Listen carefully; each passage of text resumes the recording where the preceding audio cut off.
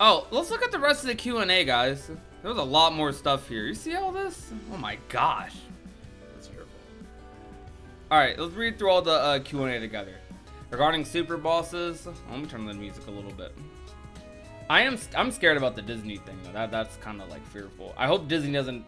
Disney has a good relationship with Square, but I can imagine as they've been using a lot more recent properties and Kingdom Hearts has been getting more popular, Disney has probably gone a little bit more into them with stuff.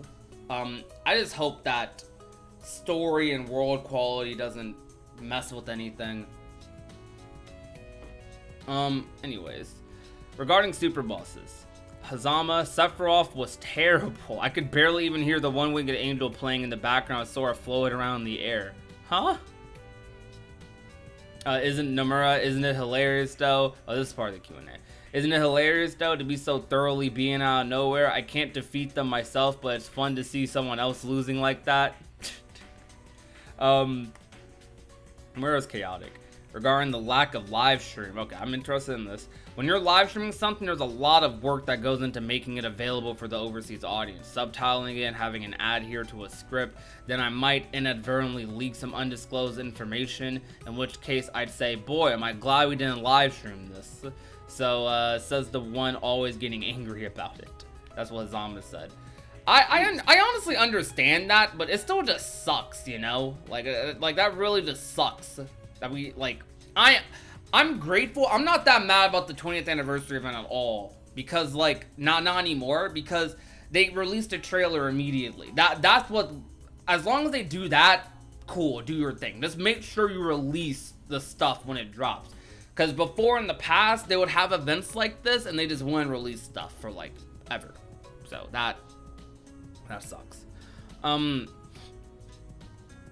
Excuse me. Are nobody emblems natural? Do humanoid nobodies have them? Is this something you all care about? No, that's the first thing he said. No, the humanoid nobodies don't have them. They're sort of like pure-blood heartless, and not only emblems, or in this case lesser nobodies, are marked with the symbol. Who exactly is Demix? If I reveal it here, then I'm not going to show it in-game then, okay? I'll show it someday. Yikes. Wow. He better not be the master. Doubt it. Do you get inspiration from Utada Hikaru's music? Always. We don't work on the opening until we receive her music. It's indispensable. That's good. That's why the openings be so good. At the end of Union Cross, the player's heart melts into Xehanort's heart. You'll understand when you see the final chapter of Dark Road. Oh. So... Okay. What the heck? Oh my god, I'm pissed. Okay.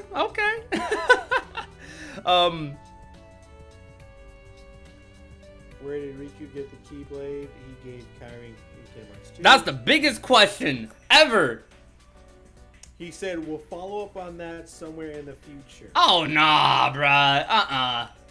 Basically, I ain't explaining But nothing. he definitely did explain that. You know that was a pressure. Like, I ain't oh. explaining nothing. That's how you know he ain't picked the question. Laura had black Air Forces on. That literally, that is one of the worst scenes in Kingdom Hearts history. I'm straight up. Just in terms of logic, that is one of the worst scenes ever. That makes no sense. I have to rely on my own headcanon so I don't make myself angry. I have to ignore the scene. But So here's my headcanon for anyone that wants to use it so that you're not getting angry at that. When Kairi jumped off and tried to reach Sora when she was being tackled by shadows, that caused her Keyblade to appear, and that's what caused like the flash of light, just like when Sora got his Keyblade and it dispelled the darkness. But when Kairi's appeared, she didn't immediately grab it. So when Riku picked her up, he had to pick up her Keyblade and hand it to her. why? That's my headcanon. I don't know what to say, bro.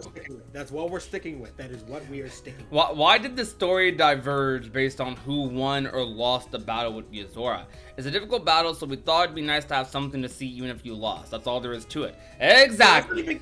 Exactly. I literally have been saying this so much. Exactly. Neither ending matters.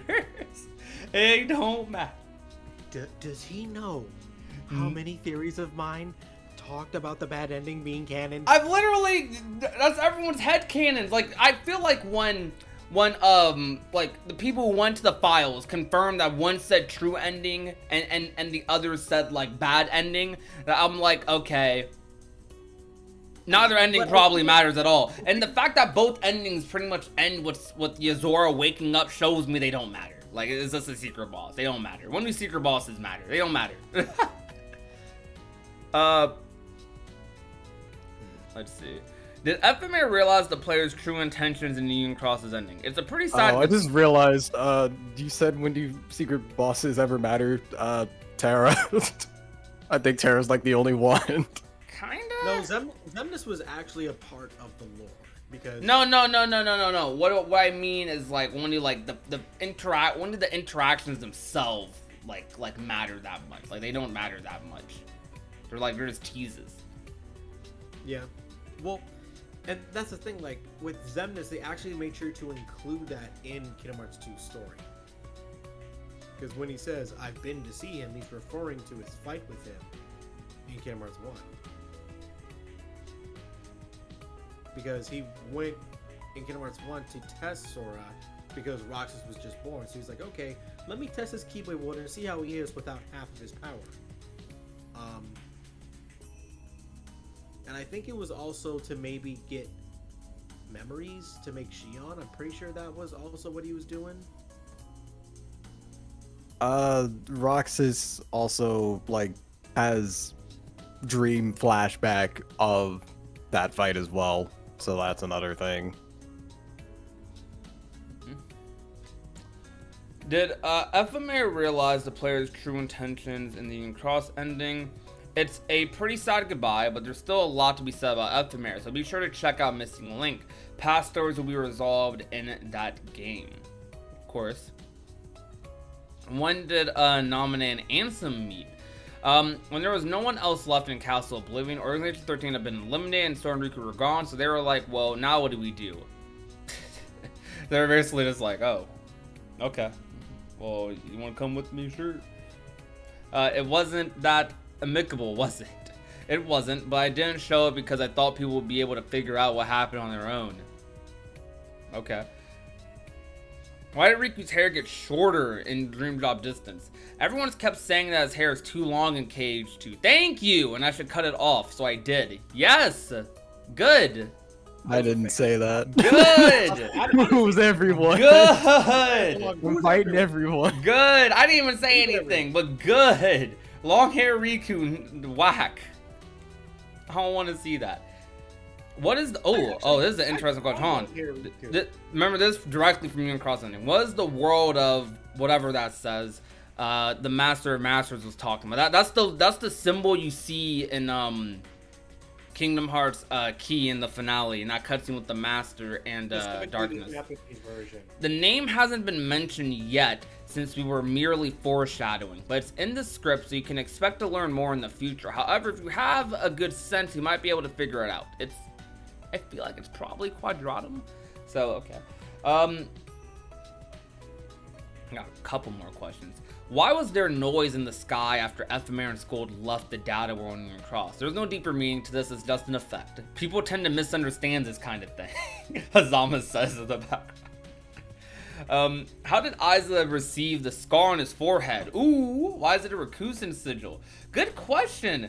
There's a story with Lee and Aiza and the girl they were trying to rescue. Stay tuned for the future. Yo! Okay, he confirmed that connection I thought about. Let's go. That is connected. That's hype. Why did Master Xehanort take over Terra when he was old and not when he was young? Because he didn't have the power to do when he was younger. What is the difference between falling into darkness, as happened to Riku and Aqua, and becoming heartless and creating nobodies? The difference is whether or not the heart remains. Dark Aqua is pretty cool, and I like her a lot, so I wanted to show her a little more. Okay.